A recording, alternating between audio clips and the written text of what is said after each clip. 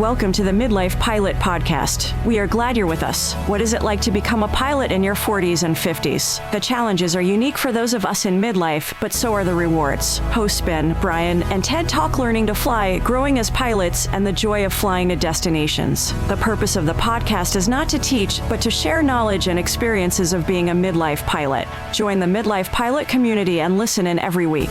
We are not CFIs or particularly intelligent, so if you want to learn how to fly, talk to anyone else other than the hosts of a podcast. Even this intro was too challenging for us, and we used a robot to do it. Okay, checklists are complete. Let's get the show started. Hello and welcome to the Midlife Pilot Podcast, where we share the experiences and challenges of flying in midlife.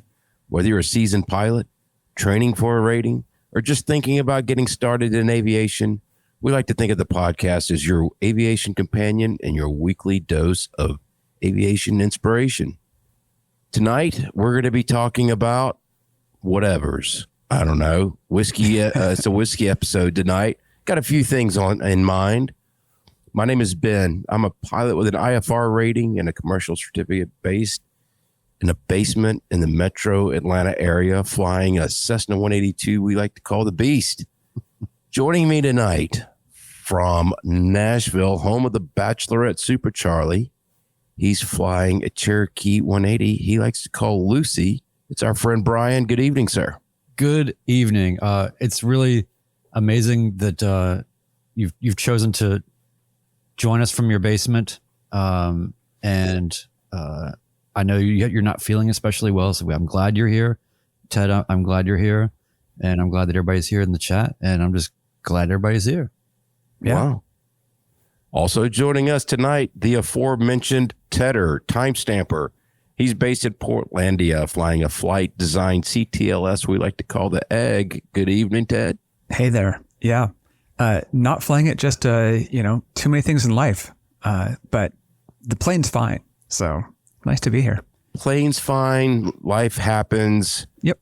There's always next week. Ted, have you gotten any flack for being associated to the CTLS community for that one infamous scenario that was on the internet about the recent flight design CTLS pilot that it was something crazy about like a medical situation. That guy. I missed that. Are you responsible for this somehow? You guys are a tight-knit community. Come on. The Polish doctor. I'll put a link in the show notes. There were two videos on VAS Aviation. The dude obviously has a turboed experimental CTLS and took it to 25,000 feet. 25,000. And apparently he's kind of notorious in the community, and he clearly had oxygen problems up that high. He should have been in the levels anyway. And so they're having trouble reaching him. And it's hilarious in the second video where he blames it on his radio, and both radios sound just fine. Yeah. But it's like, no, So I wrote it down as Polish doctor, and I'll put those notes in the show notes. And he's okay. Weird. Everything's okay. He's been kind of banned from airspace, but he's okay. Yes. What is the fuel burn for a turbo CTLS at 25,000 at flight level 250? Yeah. I think he's actually creating fuel in his fuel tanks at that point in time. Yeah, exactly. Yeah. Yeah, kind of wild. So, yeah. Too funny. Hey, by the way, real quick, I just wanted to say shout out, big thanks to our friend Barry. I received, I was the last to get him out of, I think, our group, but I finally got my hands on our custom checkmate checklists, and excellent. They're really cool. Most impressed by the safety checklist and the crew brief checklist to go along with the custom checklist for the plane. And, it's just amazing to be able to have you get used to your checkmate aviation checklist in your training plane when you're training, having a bunch of things that maybe are not relevant to that particular plane, and it conditions you to start skipping over things, and then you shouldn't. Yes. So there's no fluff in the custom checklist. And, Barry was very patient with me and some of my customization requests, because there are some strange things with Lucy. For instance, I didn't want there to be there's different points where it says to test the ELT, for instance. Well, we don't have a switch for it. It's just in the back. Smash hard, go off. Like, oh wow, it doesn't. Ours is the same way. Yeah, there's no. If we ever, we're probably going to have to replace it next time around because the tests that we did during the last annual, where basically you have to slap the case down pretty hard to get it to go off. The plastic is so brittle that it's starting to kind of go away. So, and then when you want to replace it, you can't get one like these old ones anymore. You're going to have to get the dash kit and all of that. But in the meantime, I just don't want there to be anything in there that is not actually relevant to the plane. Some of the more odd things about Lucy is Lucy does not have pitot heat. So please take that off the checklist. As much as I would love to be able to see it on a checklist and go to the switch and turn it on, it is blanked out. It is not there. Now, we've since figured out that there is some wiring, but I think that maybe what happened a long time ago is that somebody replaced the element with a cheaper non-heated one and just let the wiring go. And so we would have to put a heated element in there and then run a new switch and all that.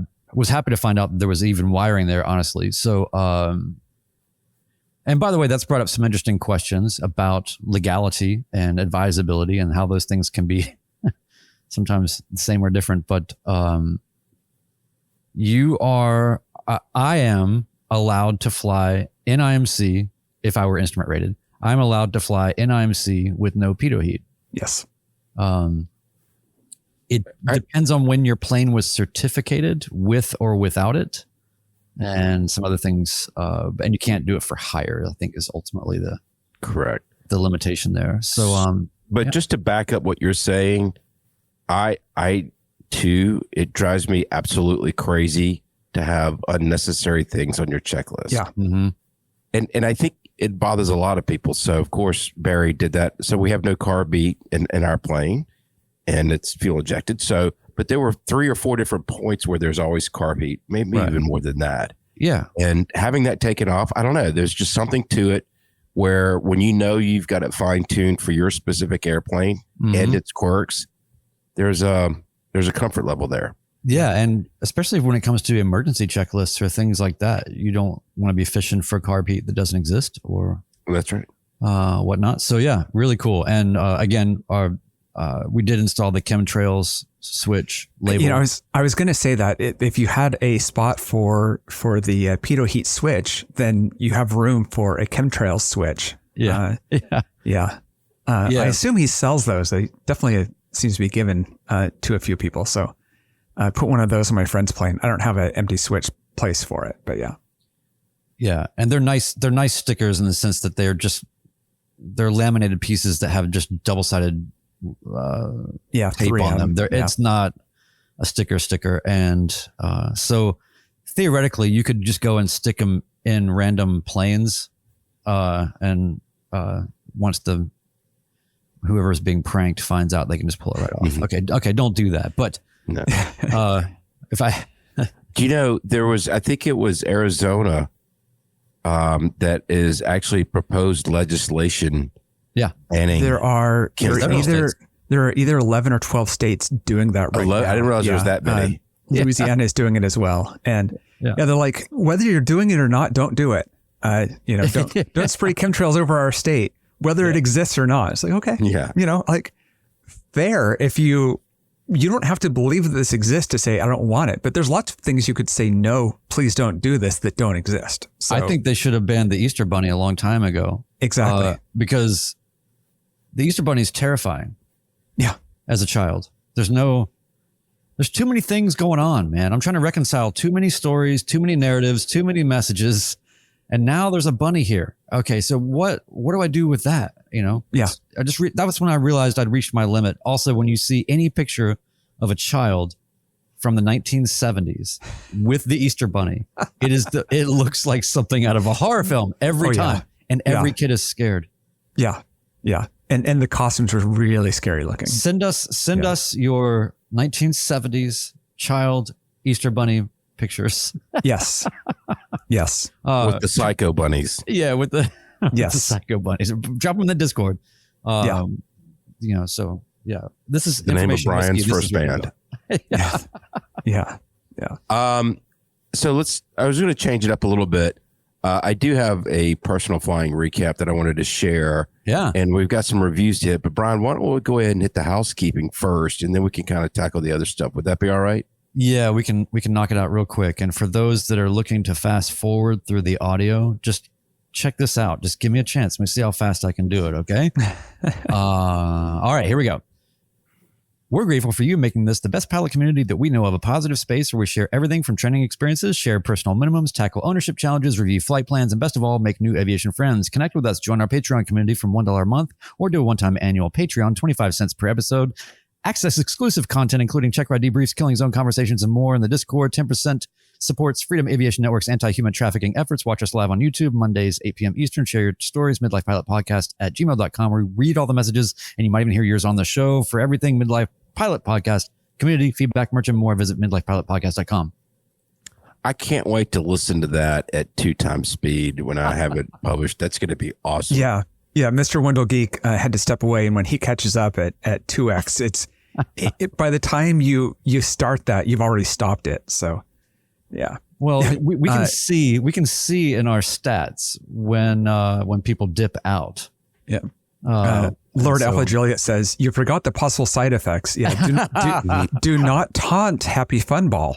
Yeah. I know, right? That's going in there.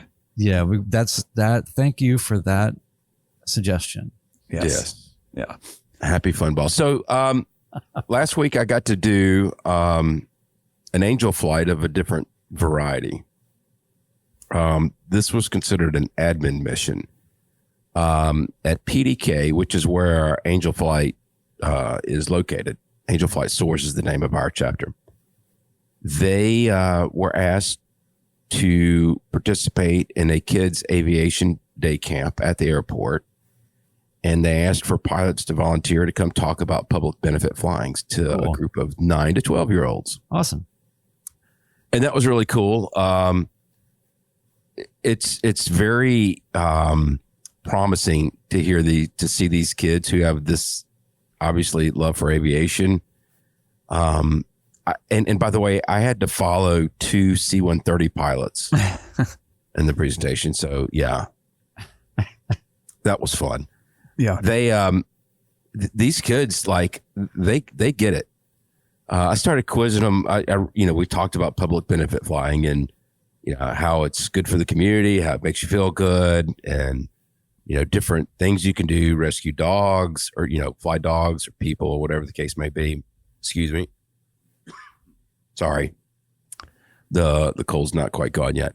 But anyway, I had some more time to fill, and I had flown the plane over to PDK, and the weather was pretty sporty with the winds. There were storms coming in and actually blew over the top of us while we were doing the presentation. So I had some pretty gusty winds, but the storm blew over. We went out to the plane, and I started quizzing them about the plane. And these kids, man, they were on their game.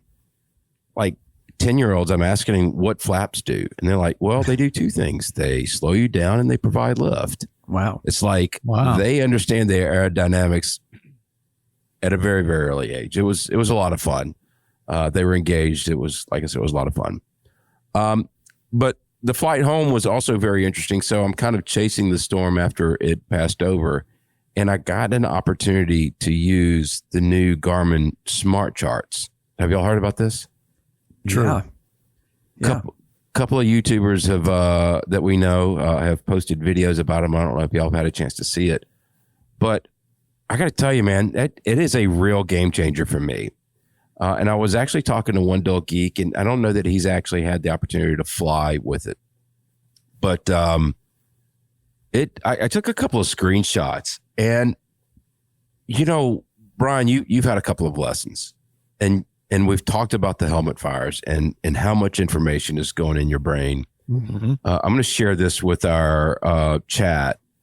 Our audio only audience. I'll do my best to describe it. Let me just see here. You can just say like A, B, like A, look at all this information. B, look at all the less information.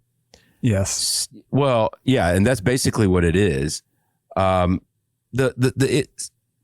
I'm showing the screen here this is an approach into Savannah, which I'll be making soon. But when you're going through briefing and approach, let me stop sharing for a second. Yeah. When you're going through briefing and approach, there's so much information that you have to go through and like decipher and plug it into the chart. So I'm going to share this one with you. This is the traditional approach plate for runway 19. Let's see here. Where'd you go? Share. It's not going to work now. Tell us about it. Describe it. So you've seen in the box at the top for uncompensated baro, you've got to add this. If you're using a different one, then you add this. So what Smart Charts does is it does it all for you. So here's the chart, and you put in your minimums. You select what category airplane you are. And then these are the variables that come into play when you're coming into there. If Savannah's altimeter was not working and you had to use Hilton heads, you would just click the button HXD and it would automatically adjust your minimums. Yep. Right. So and it does all of this for you. You're not looking at these grids of if you're this class of plane, if it's these conditions, if you're on this approach, all those, it just cuts it down to. Then you can also select your initial fix or the approach fix, and it takes away everything else that you don't need. Yeah. And it also shows you on the profile view where you are on the approach. So it's geo-reference onto the plate itself. Mm-hmm. Right. And I'm just telling you, I've only scratched the surface, I believe. But Brian, I know there's training in your future. Yep. I do think this is definitely something that's going to elevate Garmin Pilot over ForeFlight, with ForeFlight being, sold off to a VC, or, they're no longer part of Boeing. I don't know how much investment they're going to have in new stuff, but this was a big deal for me. So ForeFlight, what people are saying, like, what is ForeFlight's answer going to be? And it's going to be like, well, you can get Postmates delivered, in-flight Postmates. They have, like it's difficult for a Piper because the little window on the pilot side is so small. So you can only get like, burritos or things like that. Sausages. Yeah. Hot dogs without the bun. Yeah. No, but it really is cool. I also, there's, my brain is not very powerful. It's kind of it's more like an Amiga or an old Osborne, or perhaps definitely like a 386. And at best on a good day, which, by the way, remember back in those days when you had like a 386 and they'd have a turbo button on them? Right. What's up? Why would you never use it without the turbo? Yeah. Right. Yeah. But anyway, so my brain has a problem with spatial relations. It's okay. I'm a reasonable pilot and I can read things okay and maps and things, but there is something about charts when I look at them, no matter how much I've looked at them, there is just this kind of brain adjustment that I have to keep doing. And when I look at the profile view, however, it 1,000% makes sense. I actually go to the profile view first, and for whatever reason, dimensionally, that makes so much more sense to me. And then I can look at the main part of the chart and make more sense of it. There's something about that. I don't know why. So that was the thing that got me about the Smart Charts that I thought was really cool, is that you can see yourself in space in the profile view. Right. I've got a lot more to explore with it. It's giving me another reason to start giving back up in the air. just to start getting. I'm learning that there's a lot that I've forgotten about instruments. Mm-hmm. The notes, I read them every time when I'm briefing an approach, but you really don't have. We played around with a couple of different airports, and there's some big differences in minimums when you don't have the local barometric pressure. Mm-hmm. And that's a pretty big deal. And you kind of take that for granted going in and out of the same airports all the time. But especially in maybe more rural areas or something where the nearest altimeter you're taking might be 20 or 30 miles away. Yeah. That could be massively different. Right. So anyway, just something that I got to take advantage of this past week in the flying. By the way, can I just tell you real quick that I tried to install, because their trial, it lasts through the summer or something, right? Yeah, they're doing an extended trial. Yeah. Yeah. I installed it and then it just went into spinny wheel buffering and never stopped. So that was as far as I got with Garmin Pilot, is just trying to get it installed and running on my iPad. It did not want to go. Ben, you're muted. Well, it's been, ForeFlight's been what everything's compared to, and the number of features it has, and things like, I got all my logbook signatures digitally from my CFI, things like that you only get from the network effect of everybody using the same product. Uh-huh. And Garmin Pilot was always like, and then there's this, it has roughly the same features, not considered as good. And then you've got this where it's like, wow, there is a major differentiating feature here that makes it something that you might consider. And it's always been in the past, it's been like, okay, well, if you're an Android, obviously you can't use ForeFlight. If you have a bunch of Garmin panels, pieces of Garmin in your plane, then it makes more sense because you can send things to it. Those have been the reasons to do it, and this is one more reason. I was going to say this a minute ago, yeah. And I like Beard Aviator's comment. I'm so glad I chose Garmin Pilot over ForeFlight. This will be a game changer in instrument training. I really do think it will, especially with NOTAMs notifications on approach plates. It really does show you how the effect of those NOTAMs has on your approach for that day. But I will say it does take up a good bit more memory. I'm actually going to have to upgrade my iPad now, because Garmin Pilot's really the only app that I use on there. And that's it's a 64 gig. It's the smallest size memory that they make in them. But now I've got to upgrade because I don't have enough room for an upgrade in the iOS now. So yeah, that's the downside, which to me is very small. But you got to assume with iPads that you're buying them every 3 to 5 years. I got 7 out of this one. I felt pretty good. Yeah. It's fully depreciated at this point. Yeah. Right. Yeah. So I don't have, I'm one of these Android people. Yeah. So my ForeFlight, I don't have that handy dandy benefit of having a backup right there on my phone, which is a problem actually. Yes. Yeah. And so, there are free apps that I use as a, backup for sectionals and for things. But if I was on Garmin, from what I understand, I could do it on this. Is that correct? Yeah. That is correct. So my wife will be furious because since I can't install it on my phone, she has ForeFlight on her phone, and she loves to, use it to watch planes and figure out what's going. Who's that? What are they doing? I think you can have it on up to 3 devices.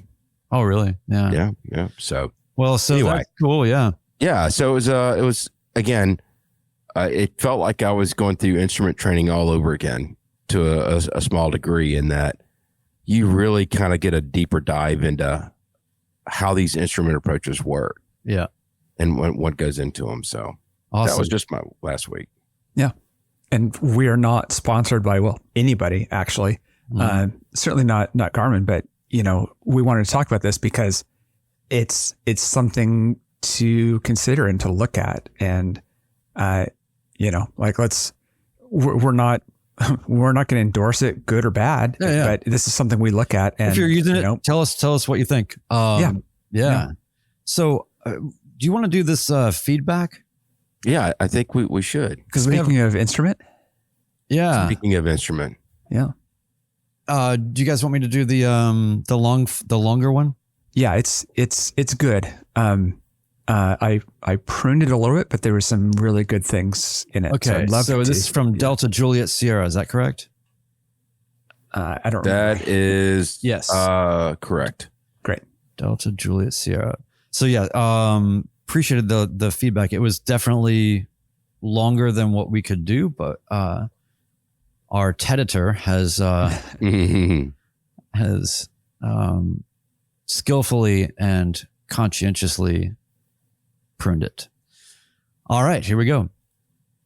I wanted to share my experience with my instrument check ride and pass on some very valuable tips for anyone who may be facing an upcoming check ride. I jumped into my instrument training shortly after earning my PPL at age 65. Well done. Figuring that a lot of those penguins were freshly nested on my rapidly melting iceberg. If you guys don't know about the penguins and the icebergs, go check out Opposing Bases and you will get schooled on that. Listen to them in reverse. And shout out to our friends at Opposing Bases. He says, I bought a sim for my home and found Pilot Edge to be invaluable. I racked up over 300 hours on that sim. Try to price that in a plane with a CFII next to you. The day approached for my check ride. I felt reasonably prepared, but you never know. My instructor thought it'd be wise to, quote unquote, tune me up right before the check ride. So the day before, in some slang, it just sounds like just getting the crap beaten out of you, right? Like that's the... Yes. Yeah. I'm used to that. That's slang. how I took it. Yeah. It's just like, you seem pretty confident for your check ride. Let's fix that. Yeah. Let's do some Muay Thai. Oh gosh, where was I? This is what happens. Tune me up. Yeah. Right Okay. Yeah. Check ride. My instructor thought it'd be wise to tune me up right before the check ride. So the day before my check ride, I flew 3 hours with 3 different instructors and had a 2-hour mock oral exam by another DPE. Wow. I'm not sure about everybody else, but after a day like that, I was exhausted. Even a 1-hour lesson would take me a day or so to recover. I think it's the way my brain works to process my experience to solidify my knowledge, or maybe it's my age. Let's just say it's a little bit of both. We know what that's about. Yep. Couldn't fall asleep. I needed to be extra sharp very early in the morning for a 7 a.m. start. That meant waking up at 5 a.m., which that's what we do now, naturally. This thought raced through my brain as I stared at the bedroom ceiling, wondering if I'd ever get to sleep. After waking up groggy, worse than I've felt for many years, maybe you did get tuned up. I stumbled into the FBO and sat through a 3.5-hour oral exam, then 2 hours of flying. I can't tell you much about the exam other than I just dug deep into my reserves and slugged through it, not feeling good about any of it at all. The thing that I really remember is that I was parking the plane in front of the FBO. The DPE informed me that I passed. The relief was unbelievable. The lineman guided me in and gave me the crossed arms, signaling me to shut it down.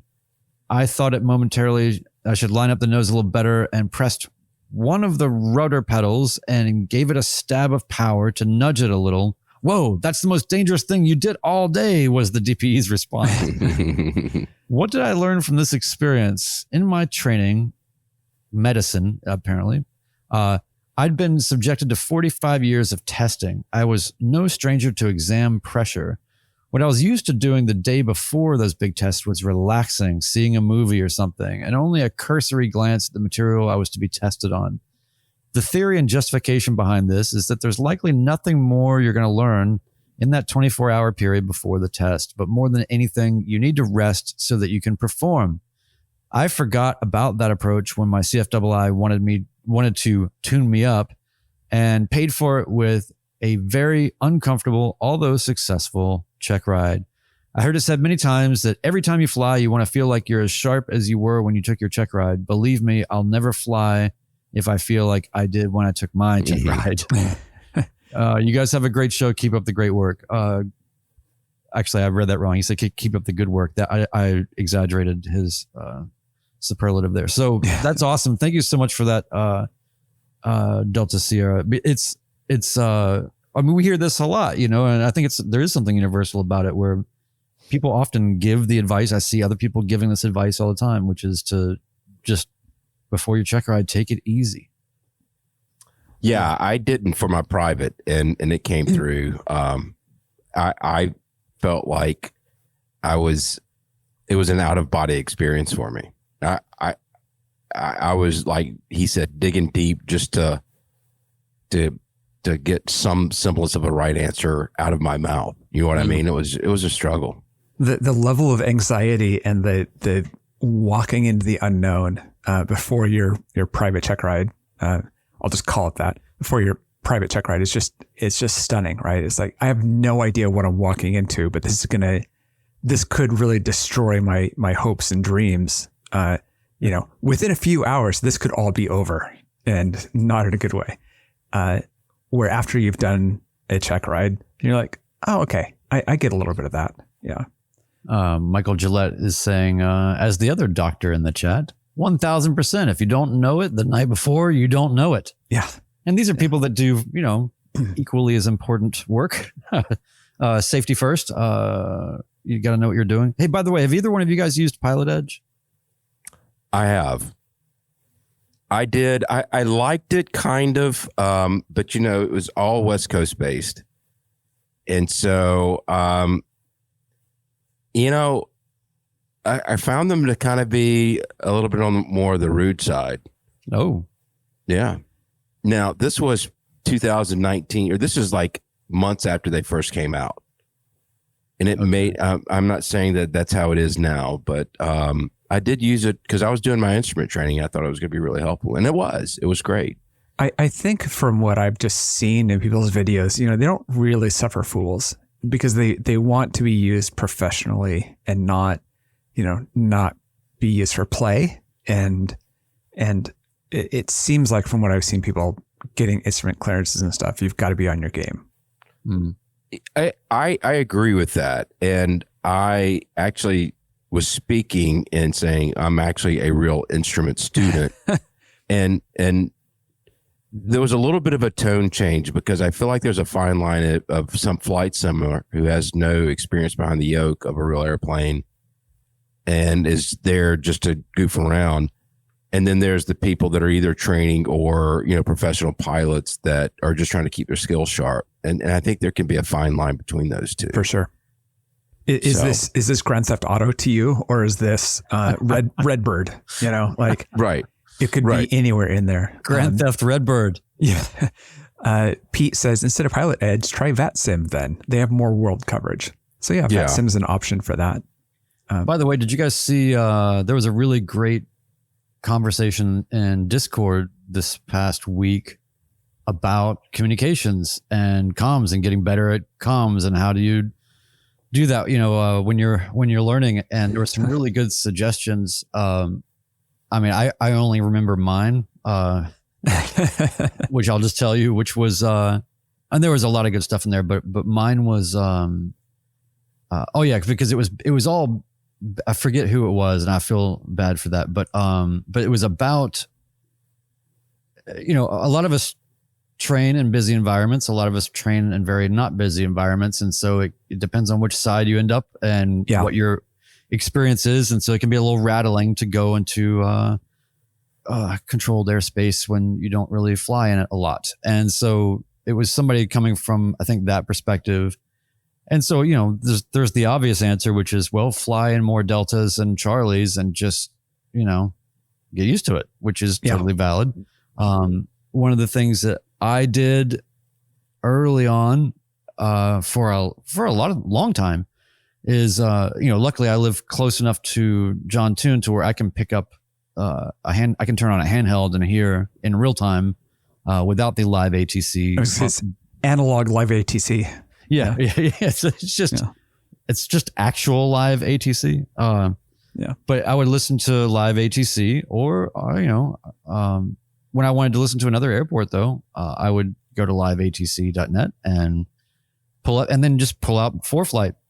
Yeah. Whether on the desktop of my computer or on a tablet, and just listen to what's going on and start identifying planes and start building that picture of what's happening and why. And then over time, I realized that it was forming patterns in my head that I could repeat when I was in the plane, not just in terms of what I need to say, but knowing everybody understands this, that gets any kind of good at comms, is it's about knowing what to expect. Yeah. Right. And anticipation, knowing what to read back and what not to read back, what's important to read back, what's not. So all of those things, you hear the good, the bad, and the ugly, but without the pressure of being in it at the time. And so you can start to develop a standard of, wow, that guy was really good. And that person maybe could use some work or whatever. And you start to be objectively looking at it, but you can follow the planes and see what's going on. And you can start to see also things from the controller's perspective a little bit better and start to get a sense of, oh, I see how they're building sequences and how this is working. Well, a couple of things to add to that. Sorry, Ted, if I cut you off. I want to take it one step further. So I did listen to, and I still listen to live ATC. I get tired of, the music, and I've been listening to the same stuff over and over again. I just need a break. And when I was training for instrument, the first thing I did, I started listening to the Atlanta Bravo, the tower controllers, but it was the same thing over and over again. Yeah. It was actually not very helpful at all. Somewhat entertaining at times, but not very helpful. But then I started listening to the Charlies, Birmingham and Chattanooga. Mm-hmm. You get a lot of craft clearances, IFR clearances, so you know exactly what to expect. You also get a lot of PTAC calls, the position, turn, altitude, and clearance right before you're cleared for an approach. And then they started posting Atlanta TRACON, especially my sector. So you get a even larger variety of different calls in that they're giving clearances, airborne IFR clearances. They're giving approach clearances, and they're just doing flight following. They're doing all these different radio calls. And when you have an hour and a half drive, you can really pick up a lot in that amount of time. I still, like I said, I still listen to it, not necessarily for the educational side of it. If there's a storm coming through Hartsfield during this time of the year, it's pretty frequent. Yeah. That's always a really fun listen, how they manage putting planes in holds and getting people in and getting the weather reports. It's pretty interesting. As a baby VFR pilot in an untowered environment, listening to that wasn't at all helpful to do untowered operations. For me, it was, kind of writing down what are those calls you need to be making as you go around the pattern. And then I'd have to say it to myself, and then I'd click the button and I'd say it again, because if you click the button, you start to think and none of it's there. So that was early on. When I started doing more towered work, it became useful. And I've got to say, probably as a IFR pilot, listening to Charlies is really good. As a VFR pilot, find a delta with a lot of training traffic, with a lot of people that are just sitting there doing pattern work. You're not trying to listen to them copying clearances, that type of thing. You're just after those normal calls. Hey, I'm coming in. Well, state your intentions. I want to land. Where are you going? You get to hear those calls, and you a little more kind of realistic than hearing, Delta is coming in and, from Hawaii, and which is not at all useful for me. No. I tend to not listen to it live. I tend to go back and grab stuff from the archives, and then I'll process it to remove the gaps in the audio. And usually it's because I'm trying to listen and figure out what was just going on, at a given time in my area. But I'll just do this with my notepad. I love my notepads. But also with my notepad, I'll write down parts of tail numbers, and I'm basically doing the ATC side of things, which is I'm just trying to get a picture of where people are without having to get out ADSB Exchange or any sites like that. I'm just trying to figure out where these people are. And And sure enough, you can kind of listen, you hear the same 8 planes as they're kind of coming in or going through or whatever. And that was really great, getting to the level that I could do that. So I enjoyed that. I know we've talked about this before, but we all have our pet peeves about comms. And so really quickly, I just want to do a speed round. You can pick one thing each that if you could wave a magic wand and it's never said again, what would it be? That's Any pretty traffic easy in the for me. pattern. You guys just blocked each other. Yep. Block. Any traffic in the pattern. Please advise. I don't know why, but I'm just going to go ahead and say it. Fish finder. Don't like it. You seem to be, you got the Southern thing going. It seems like that'd be up your alley. Yeah. Like with the flash, fish finder, all the good stuff. I'm okay on with the the box. flash. Yeah. Listen, Yeah. all right, do you use the flash, Brian? No. And I definitely don't use fish finder. I mean, Bill Dance is the only person that would ever have been able to use the term fish finder Yes. in an airplane. If you guys don't know who Bill Dance I was going to say, yeah. then you didn't grow up in the South. You did not have a childhood. But but yeah, growing up, Bill Dance was how I realized how lousy the fishing was where I lived. But anyway, so mine is very simple, and do you ever sometimes have something that bothers you and it actually makes you feel bad because why am I so bothered by this? And how can I program myself to not be as bothered by it, especially when it's something that's very prevalent and very common? It's a you thing, not a them thing. Yeah. There's a point where, well, no, it's not a me thing. No, I'm just kidding. It's them. No, the thing that makes me nuts is 4. Yeah. That makes me nuts because it really is or can be problematic. And it's also something that it's the easiest fat to trim out of your communications, right? Because it serves no function at all. It's right. So I think that right there, competing right there for me, number 1 is with you and 4. Yeah. With you is at the top of my list as well. And with you.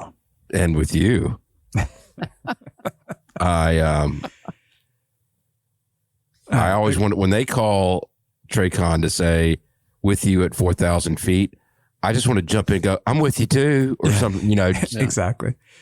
Yeah. I'm right behind you.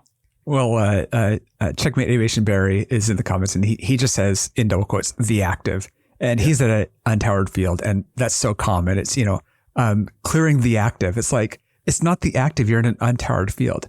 I know what people mean when they say that. And it's a way of saying clearing the runway, right? But you're on a shared frequency. It's so hard. I don't know if you guys have this problem, but you'll have so many places around and people mumble with the location when they give the call in CTAF. And so sometimes it's only by the runway number that you really know where they're at, and they're not at your airport. That's right. And also when you're coming in and you're wondering what runway people are using, it's nice to have people reveal that to you on the radio. Yes. And not hide it and shroud it in mystery. But just say the runway number. Yeah. I have said the active when we've all done this. You forget the runway that you just landed on. Yes. And it's like clear of a runway with a number that I just landed on. Or I've done, left base 3-4, click off, click back on 3-5. It's like those things where it's like, that's right. I'm not at the airport I thought I was at. And, I thought I knew these numbers. Yeah. It's clear of runway 42. I've got to say though, for student pilots, don't worry about this. If you just don't try to make your calls perfect. Don't be upset if you use the word 4.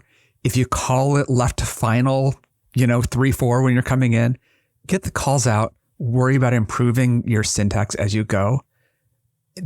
Your brain is already full at that point, and that it's like get the communication out and then get the communication perfect.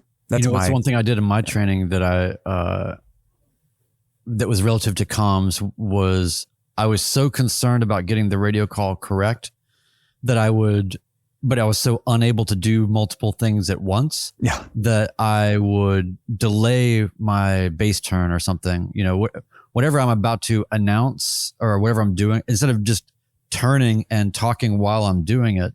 I would say it, make the call, get it all completely out, and then make the turn or whatever. And my instructor would get on me about that. Yeah. Wanted to hit Bearded Aviators, Crazy Mike's chat. He said, well, if you're asking the chat, the one thing I'd love to never hear again, Cedartown traffic, dropping skydivers at 14,000 feet, pilots beware. I love working around diver drivers that know what they're doing, where you can just hop up on the frequency and say, hey, I'm leaving, and do you have anybody in the air? Like, oh no, you're good. Or, it's like just people that understand and can kind of read the room.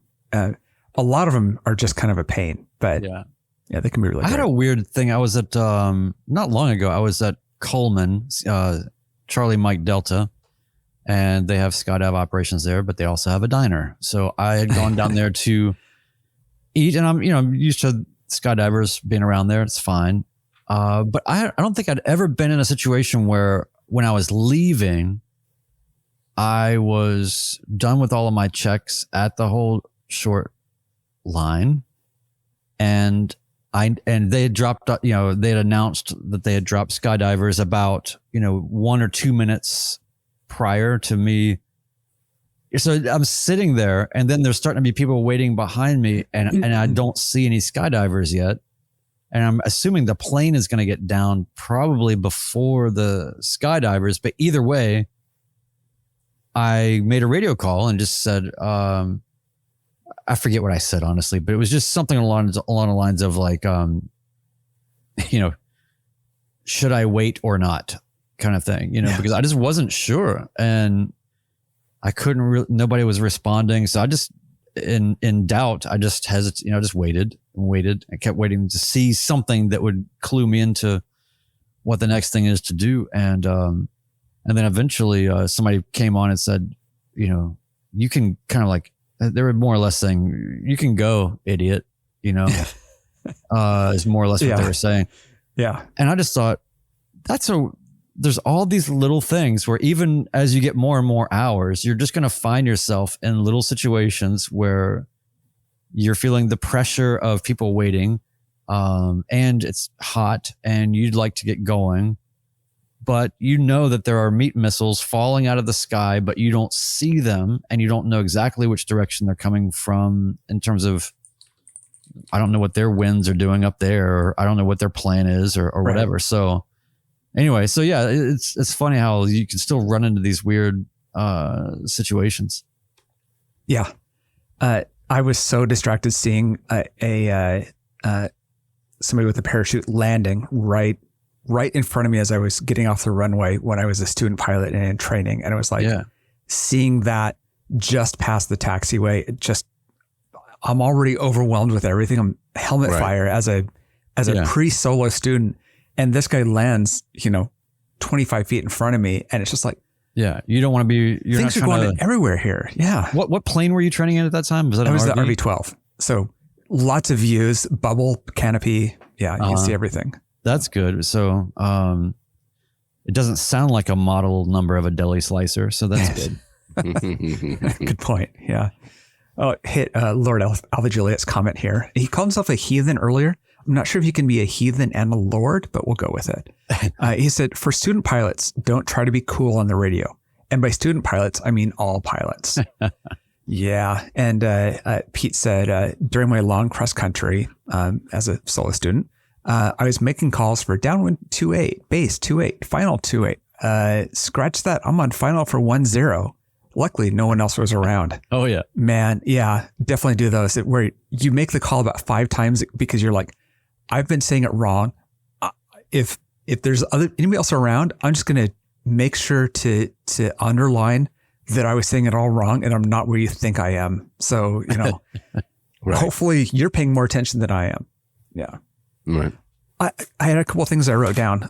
We were talking before we went live about Peaches Records, which was 70s records and tapes.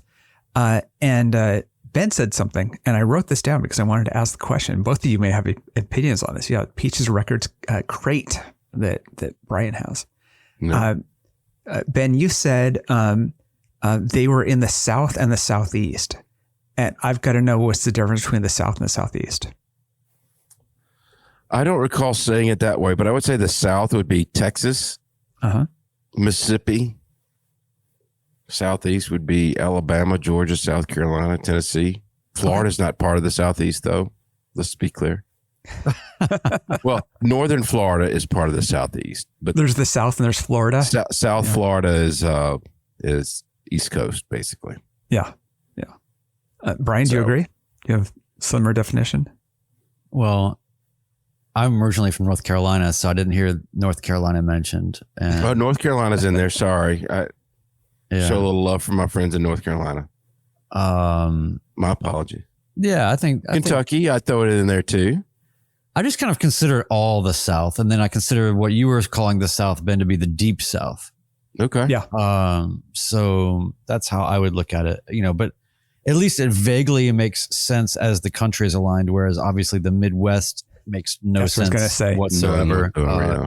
The Midwest is a third of the way across the country, and it's still very far on the east side of the country. The Midwest is just the near Northeast. It needs to be called the Mideast. Yeah. Let's let our friends at the Midwest Flying Podcast. To change their name to the Mideast. Well, they're further west than Chicago. They are. They are probably. You're right. That's fair. Mid Central, I would call them. But yeah.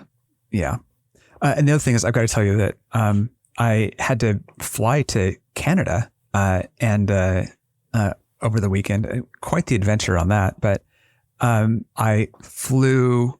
Let's see, commercial obviously on the back of 4 flights that were all on the Q400s, which are the de Havilland Dash 8s. Yeah. Those used to be really common, at least over here, and they don't exist as much anymore because everybody switched to the little jets like the E175s. It's kind of cool being on those again. I mean, it's like turboprops are great, right? It's like people don't like riding on them, but they're much more fuel efficient. They're great for these hour and a half hops, and I just had a great time just sitting there and being an aviation nerd sitting on those. Yeah, they're kind of loud. Fun.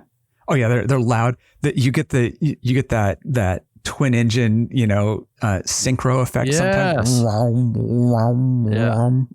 That's my favorite thing about I love this sound. So it's basically like a jumbo Shrike. Yeah, exactly. High wing, which we do not have much of in commercial aviation. No, we don't. Yeah. Now, do you guys have any flying coming up that you're looking to do? Yes. I still have camping gear behind me because I was planning on a big camping trip last weekend and didn't. So hopefully I get to do that again. Haven't made plans yet. I've got a couple of trips. I've got a work trip back down to the Georgia coast, but I'm making a couple of stops to airports I haven't been to. Dublin, Georgia, home of the Georgia Redneck Olympics. Oh, yeah. And then we should do a whole episode on that. Yeah. And then we have Vidalia, which is famous for onions. That's right. And then on to Savannah. And then if you just go textiles. Not anymore. Not falling for it, man. Onions, man. Onion Festival. All right. Sweet onion. And then we got a trip back down to SSI for the holiday, for the 4th of July holiday. Oh, nice. Very cool. Is that a great place for? Is that a great place for July 4th? It is. It's maybe getting borderline overcrowded. Everybody goes down there now, but I can walk back and forth to the airport and to my sister's house. So I mean, we can take bikes, golf carts. It's fine. So that's fantastic. Yeah. When you have locals there that know the back roads and can maneuver around all the traffic. Well, and good. When you can walk there from the airport. That's right. Yeah. Yeah, it's fantastic. Brian, you have plans? Me? We are just looking to get Lucy sorted out again with the. Oh, I was going to ask you, have we gotten the gremlins worked out of the ignition? Just waiting for, parts and things to happen and mechanic availabilities and things to happen. And, that is what it is. But quite sure that these ignition leads are, pre Woodstock. Yeah. Yeah. So probably time. Is the U.S. president that was in office when those were installed still alive? Not a chance, right? Not a chance. Yeah. Yeah. I mean, even Carter lived to be to 100 years old, and that was he's out. Yeah. 76 to 80. Yeah. Yeah. These wires date back to when Jimi Hendrix was an unknown rising guitarist. Yeah. Have you guys ever seen the Woodstock movie, by the way? Mm-hmm. It's so good. It's been a while. Yeah. It's such a great film. I was fortunate enough to get the story behind Santana's performance. Santana was unknown at the time. And they were just a bunch of unruly guys from San Francisco getting an invite to come and play at Woodstock. And this was their big show. And I'll just put it this way. They were scheduled to go on in the evening of whatever day it was. And legendary promoter Bill Graham came up to them in the middle of the day and said, change of plans. You guys need to go on next. And let's just say that the music aiding chemicals that they were imbibing in were timed in such a way that by the time the evening would come, that they would be in a better position to play understandable to the human ear music and have their game on. And so the story goes that Carlos Santana was walking out to the stage just saying over and over to himself, let me be in time and let me be in tune. Let me be in time and let me be in tune. And then when you go and you see how they stole the show at Woodstock and how this is in the movie, it's quite incredible to see. But you're talking about the 1970 movie, the documentary? Yeah. Okay. So full disclosure, I did a record with the drummer of Santana who got famous doing a drum solo when he was 18 in that movie. He was 18 or 19. And it's sort of one of the most famous drum solos of all time is Santana's Soul Sacrifice. And he's the one that was kind of telling me all these stories. But the other thing he said is that when they all went to the theater to go see the movie when it came out, he said that, he was just sort of they hadn't seen it, so they were just hiding under their chairs. Like, I don't know what's going to happen. What is this going to look like? What's it going to sound like? And then he was super excited that, he was sort of like in the theater, like that's me, but nobody knew who he was. But anyway, so experiencing it for the first time. Yeah. Yeah. Right. Well, I gotta hit Peter Teratelli, who said he's going to Woodstock on Saturday. Cool. He lives up in that area of the world at least part of the year, and that's so cool to just roll through there. Yeah, that is cool. Well, I think that now that we're on Woodstock, we've pretty much covered everything we need to for this evening. I've got to say this is a rough week for the show notes for me. For my 3 fans of show notes, because there were lots of mentions. I think Ted's going to want to put the Information Whiskey episodes on hiatus because the note taking is extraordinary on these. I love it. Honestly, I only do it for myself. This is just an exercise for me. Yeah. Well, just very cool. Fish finder it. Yeah. With you. Yeah. For you and with you. Yes. Well, we want to encourage everybody to reach out to us, midlifepilotpodcast@gmail.com. Come check out the website at midlifepilotpodcast.com. And don't forget to leave us a 5-star review on your favorite player. I think you have to do it on an Apple podcast, actually. Yep. You can do it anywhere, but it helps us a lot, actually. It really does go a long way in helping us. Little elves come by our houses and pat us on the back and say congratulations every time it happens. Yeah. We appreciate everybody in the chat. Thanks for hanging out with us for this Monday night. Tonight's bit of wisdom has to do with radios. Flying is the easy part. It's the radios that'll break you in IFR flying. So remember that. Signing off, episode 132 of the Midlife Pilot Podcast. Good night, everybody.